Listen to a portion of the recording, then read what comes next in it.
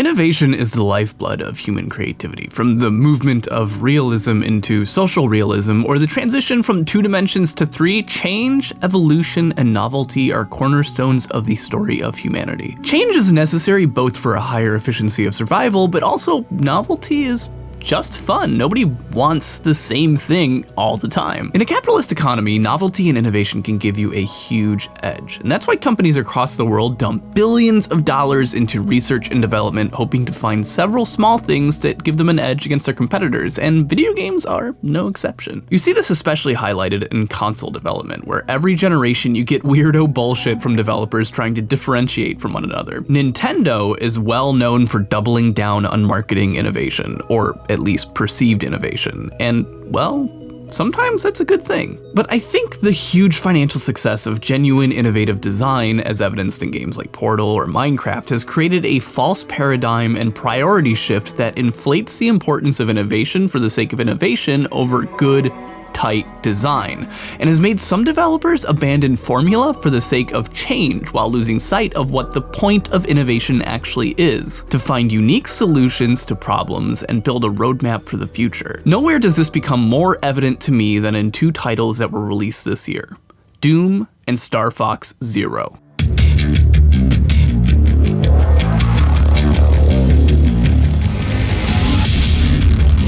I hadn't planned on buying Doom. I haven't bought a modern first-person shooter in... actually, I can't remember. Obama's first term? The waning days of the Bush administration? Anyway, Halo, the good ones, made by Bungie, had been my last foray into the genre, and I was satisfied with it. But people liked Doom. Lots of people. People I didn't expect to like it liked it. So I dropped my guard, and the first thing that blew me away was just how formulaic it was. I cut my teeth on first-person shooters that, honestly, most of you probably haven't even played. I got Doom as a Christmas gift in the early 2000s, and I fucking loved it. Later, Duke Nukem 3D, and I can't tell you how many hours I dumped into Halo in high school and college. Just far too many. To say that Doom somewhat ironically pulls directly from these titles without shame is an understatement. Doom is almost ferociously attempting to contribute absolutely nothing new to game design at all. I can't think of a single innovative thing about it, and yet it is incredibly fun and extremely well put together. Although, strangely, in this day and age of innovation over design, boldly saying we know what works and we're gonna stick to it is itself somewhat innovative. Doom doesn't have any problems to solve, so there's no reason to innovate, no need for change, and this is the beauty of working within the formula. You know what works, you know what's tested, and you know what you're doing. And so good designers can take that and shape something visually and mentally stimulating, immediately leaning upon the comfort zone of the player base, and yet still do something inspired and interesting. That's exactly what Doom is. And then there's Star Fox Zero. Ever since the Wii, Nintendo has kind of become the Apple of the video game world. They love weird shapes and ergonomic physical designs and set the trends, even if they end up being somewhat problematic and terrible, like motion controls. With the success of the Wii's simple yet attractive design philosophy, they decided to go a different direction with their next innovation and say, you know what all of our TVs need? A second screen. You know, on the controller. So they shipped each unit with a giant Sega Game Gear and have been forcing their development teams to cater to this monstrous piece of shit ever since.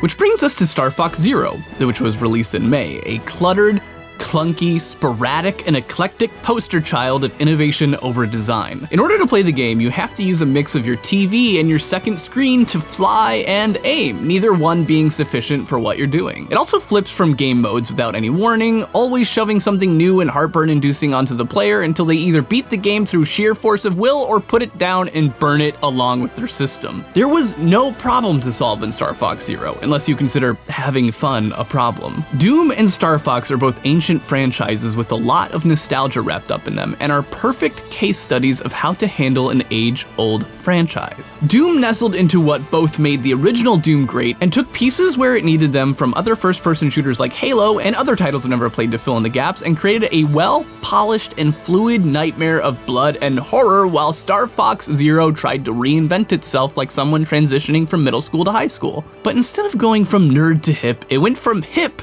to cardboard cutout held together by duct tape and shame. We, myself included, tend to praise the new. We love when some young gun comes in and is like, oh shit, you thought you knew about video games? Well, blam! And because of this, we, the consumers, tend to undervalue the importance of simply creating a good game, when ultimately that's what should be more important. I'm not saying that Doom is a near perfect game by any means, nor that working within a formula is a guaranteed success and without risks. For one thing, if you make something like Star Fox and it deservedly gets panned, you can just point to your gimmicky innovation and just be like, well, the world wasn't ready for what we were trying to enlighten it with. Whereas if your game sucks and you didn't do anything new, you can't really blame a gimmick. It's just bad design.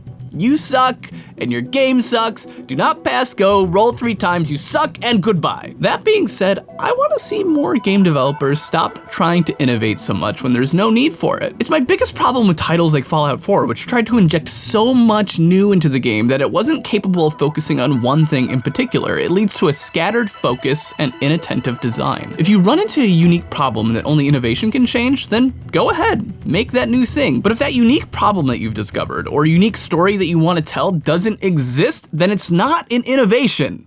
It's a gimmick. Speaking of working within a formula and stealing good ideas, some of you have probably noticed that my open letter style show pulls a lot from Randall Munroe's What If blog. Actually, pulls a lot from Maybe Bullshit. I outright lifted it, okay? I did. I stole it, and I don't care. If someone else has discovered something awesome, there's no reason not to try to spread the awesome further. I think he encourages applying scientific thinking to everyday situations, and even drunk person stoner questions in life. If you want more sciencey science than I can provide, you can pick up Randall Munroe's audiobook, What If, at audible.com, our sponsor for this episode. Or, if you're not interested in that, you can pick from their over 180,000 available audiobooks. Just head to audible.com/shoddy for a 30-day free trial and 1 free audiobook of your choice to listen to with your membership. That's how they get you. I did my free trial, now I'm hooked. Damn you, audiobooks!